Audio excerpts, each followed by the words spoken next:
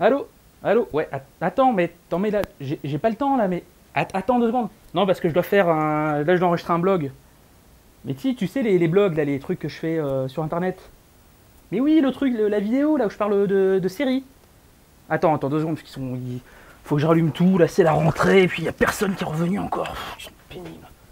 Mais oui, le truc. Voilà, le truc où je suis assis devant une télé, où je pose mes fesses, où je parle d'un truc que personne connaît. Voilà, c'est ça. Tu l'as déjà vu? Hein? Ah, mais attends, parce que.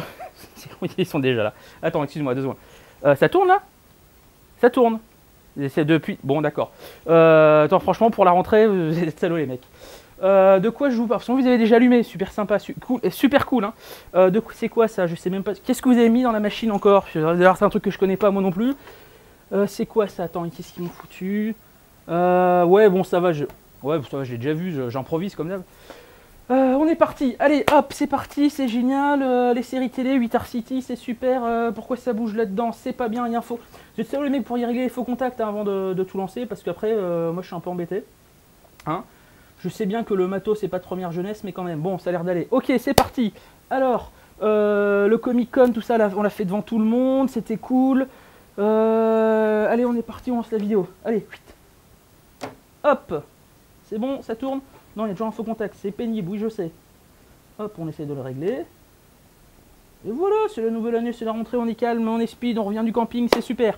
Bonjour tout le monde, premier blog de l'année, saison 2010-2011, 8 City, le blog des séries oubliées, disparues, inconnues, incunables. Bah écoutez, comme prétexte, j'ai trouvé cet été, vous avez sûrement peut-être entendu parler ou vu la nouvelle version contemporaine Sherlock, qui était diffusée sur la BBC, 3 téléfilms. Moi j'étais un tout petit peu déçu, enfin ça je vous en parlerai une autre fois.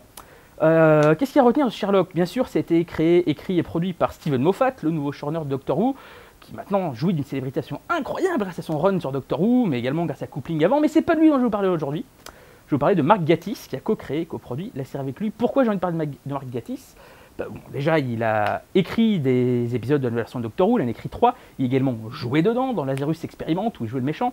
Mais en fait, d'où est-ce qu'il vient ce Mark Gatiss? Et bien en fait, à la base, c'est un acteur de théâtre qui a également créé sa série avec ses collègues de la Ligue des Gentlemen. La série, la Ligue des Gentlemen. Et oui, vous pouvez voir ici, c'est formidable. Alors la Ligue des Gentlemen, bah moi j'adore cette série. Elle est pas très connue en France, elle a quand même été diffusée sur Comédie à la fin des années 90. Et en Angleterre, bah, elle a quand même eu un certain succès. Alors pour revenir aux origines, la Ligue des Gentlemen, c'est 3 acteurs, c'est Mark Gatiss et ses collègues Rhys Shearsmith et Steve Pemberton, et un 4e larron qui est uniquement scénariste, Jeremy Dyson. Il apparaît quasiment pas en tant qu'acteur dans la série. Or, au départ, la Ligue des Gentlemen sont des personnages complètement loufoques, créés sur scène. Et finalement, en 99, la BBC leur a donné l'opportunité de transférer ça dans une série à sketch.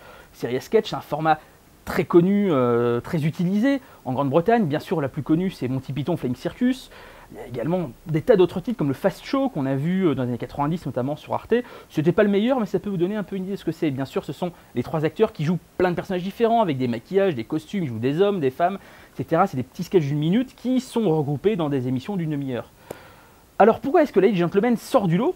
C'est aussi par les thématiques qui sont utilisées par cette troupe, car on a évidemment le côté comique, mais on a également un côté horreur très prononcé. Un peu moins au début, puisque la première saison, c'est vraiment très classique, hein. C'est des épisodes d'une demi-heure avec plein de personnages, des petits sketchs et des rires enregistrés. Bon d'accord, les personnages sont complètement fous, comme les 2 tenanciers du Local Shop for Local People.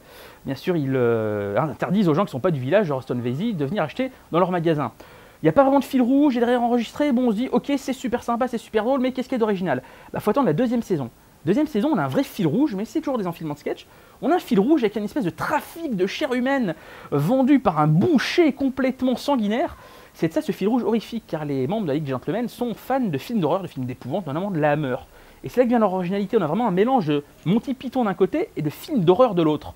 Et ça va aller encore plus en augmentant avec ce qui suit la 2e saison, c'est l'épisode spécial de Noël.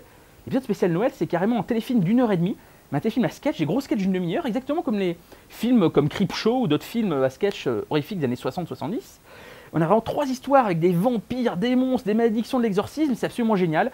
Ils abandonnent pour la première fois les rires enregistrés, évolution très importante pour eux, ce qui nous amène à la 3e saison, qui est vraiment le chef-d'œuvre de la Ligue des Gentlemen. 3e saison qui en fait, chaque épisode s'intéresse à un personnage. Et en fait, on se rend compte à la fin de chaque épisode que chacun va croiser la route de l'autre. C'est vraiment des épisodes qui se passent en parallèle.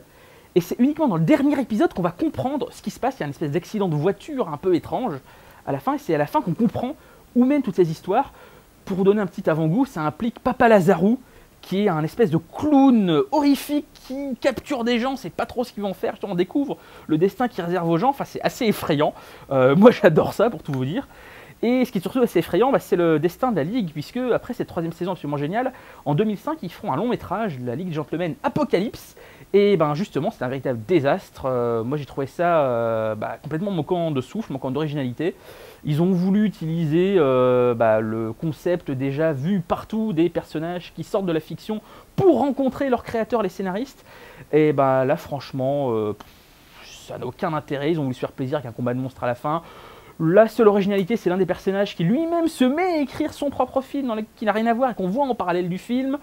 Bon, d'accord. Au début de ce film, ils tuent leurs personnages les plus connus, justement les tenanciers du local store, for local people.